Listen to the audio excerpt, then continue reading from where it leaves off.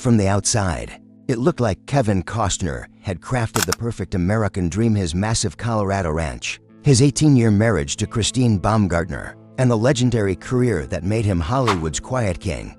But in early 2023, everything shattered in a single moment. It started with something Christine found hidden inside Kevin's car. Something so alarming, so unexpected, that she filed for divorce almost immediately. No cheating scandal, no secret messages, nothing anyone could predict. What she uncovered was far more devastating, and it exposed a truth that had been building since Kevin's childhood. A truth tied to fame, fear, and the one secret that changed everything. Kevin Costner was born on January 18, 1955, in Linwood, California, the youngest of 3 boys. One of his brothers died at birth, a quiet tragedy that stayed in the family, like a shadow they never spoke about. His father, William, worked his way up in the utilities field, while his mother, Sharon, supported struggling families as a welfare worker. Money was always thin, and stability was something the family rarely enjoyed. Constant moves took them through parts of Compton, Orange County, Ventura, and Visalia, forcing Kevin to rebuild his sense of belonging every time he stepped into a new school. What gave him direction were stories. At 7 years old, he watched how the West was won, and the sweeping landscapes and rugged heroes stuck to him stronger than anything in his reality. Those early dreams would become the map that eventually pulled him toward Hollywood. But the journey was anything but easy. After graduating from Villa Park High School, Kevin attended California State University, Fullerton, studying marketing because it felt practical and safe. Acting wasn't even in his plans until a flight changed everything. On a plane in 1975, Kevin found himself sitting next to legendary actor Richard Burton. Burton didn't say much, but what he did say reshaped Kevin's future. "You've got something in you, something that could work on screen." That tiny spark set everything in motion. He joined community theater with no training, juggling rehearsals with school, and eventually graduated in 1978. That same year, he married his college sweetheart Cindy Silva, and together they stepped straight into a financial struggle that lasted years. Kevin took tiny film roles, worked backstage, and took any job that kept the dream alive. Then, in 1987, everything changed. The Untouchables launched Kevin into stardom, pairing him with Robert De Niro and giving him a $3 million payday that shocked the industry. That same year, No Way Out cemented him as a rising giant. Even as he clashed with Gene Hackman during intense filming sessions, suddenly, Kevin Costner wasn't the invisible kid anymore. He was the actor everyone wanted. The momentum carried him into Bull Durham in 1988, where his chemistry with Susan Sarandon became cinematic history. And in 1989, Field of Dreams made him something more than a star. It made him a symbol of hope.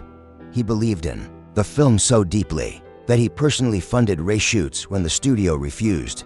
But as Kevin Costner's star blazed brighter than ever, the ground beneath his personal life began to crumble. Fame had a way of stretching the distance between him and Cindy Silva, the woman who had stood beside him long before Hollywood knew his name. Endless work hours, swirling rumors, and the pressure of being one of the most in-demand actors of the era slowly eroded the foundation they had built together.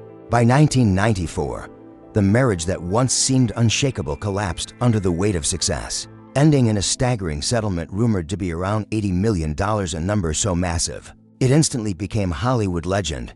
Yet the 1990s became a decade of extremes for Kevin Costner. At the same moment his personal life was falling apart, he was reaching unimaginable career heights. In 1990, he gambled everything: reputation, finances, future on Dances with Wolves. Harsh winds battered the cast and crew. Real buffalo stampeded dangerously close to cameras. Budgets ballooned, and studio executives doubted him at every turn. But Kevin wouldn't back down. The result was cinematic history when the film premiered. It swept the Oscars, earning 7 awards including Best Director and Best Picture, officially crowning him as one of Hollywood's greatest storytellers. But immense power can cast long shadows. As Kevin gained more influence, his perfectionism and, at times, his stubbornness led to clashes on sets. Productions like Robin Hood, Prince of Thieves, and JFK became battlegrounds of creative control. And as the decade pushed on, the hits stopped coming so easily. his sprawling epic Wyatt Earp struggled to find its audience. His ocean-soaked gamble Waterworld spiraled into one of the most expensive misfires ever made. And in 1997, The Postman landed with such forceful rejection that many believed his career was finished. Meanwhile, his private life took another blow when Bridget Rooney gave birth to his son Liam in 1996. Kevin initially denied paternity, and only a DNA test forced him to step forward. The scandal fractured the clean, family-friendly image he once embodied. But Kevin Costner wasn't done. Slowly, steadily, he climbed back. 13 Days reignited respect for his dramatic ability. Open Range in 2003 showcased his talent as a director once again, and then television delivered his true rebirth in 2012. Hatfields and McCoys put him back on top with an Emmy-winning performance as Devil Anse Hatfield. And in 2018, Yellowstone transformed him into the modern face of Western storytelling, earning over $1 million per episode and returning him to the front lines of Hollywood's spotlight. Against all odds, the legend rose again. Yet even as his career rose again, trouble simmered at home. By then, Kevin had built a new life with Christine Baumgartner, whom he married in 2004 at his stunning ranch in Aspen. They shared 3 children, Caden, Hayes, and Grayson. From the outside, their life looked serene, but behind closed doors, Yellowstone's grueling schedule and Kevin's increasing involvement in his passion project, Horizon, created emotional distance. Court documents would later reveal counseling sessions, misunderstandings, and tension that wealth couldn't fix. And then came February 2023. That was the month Christine found something hidden inside Kevin's car. Court filings never revealed exactly what it was, but insiders described it as proof of secret planning, something that hinted at a future Kevin wasn't sharing with her. Whatever she found shook her to the core. Just weeks later, on May 1st, 2023, she filed for divorce, listing their separation date as April 11th. And suspiciously, she had purchased a $100,000 Porsche Cayenne in February using joint funds, a move Kevin's team argued was part of a calculated exit plan. She refused to explain the purchase. She refused to detail what she found in the car. And she refused every attempt to resolve things quietly. Instead, the divorce became a public war zone.